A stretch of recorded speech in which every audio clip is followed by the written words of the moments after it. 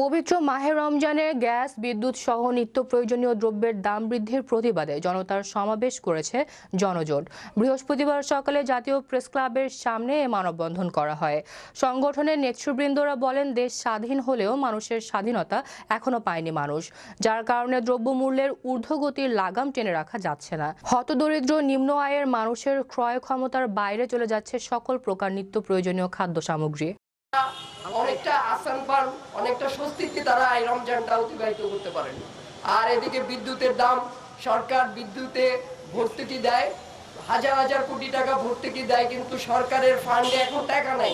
সরকার এই ভর্তুকি দেওয়ার জন্য জনগণের উপর বিদ্যুতের দাম বৃদ্ধি করে চাপটা জনগণের উপরে দিয়ে দেয়, কিন্তু জনগণ আর কত এই চাপ গ্রহণ করবে?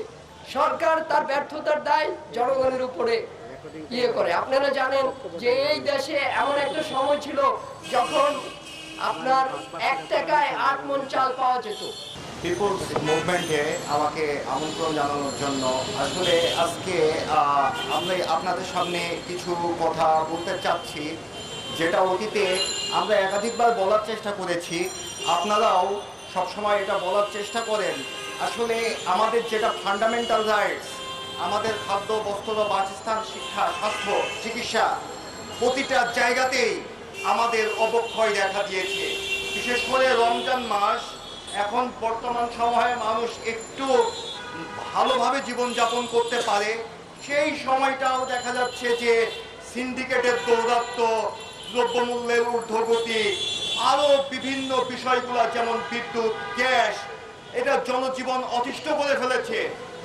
মেজরিটি পার্সন এখন আর এই বিষয়গুলোতে কথা বলতে চায় না, কারণ তারা এতটা হতাশ যে কথা বলে কোনো লাভ নাই। আসলে আমার প্রশ্ন হচ্ছে সরকারের কাছে, সরকার যিনি সরকার প্রধান, তিনিও কি সিন্ডিকেটের কাছে অসহায়?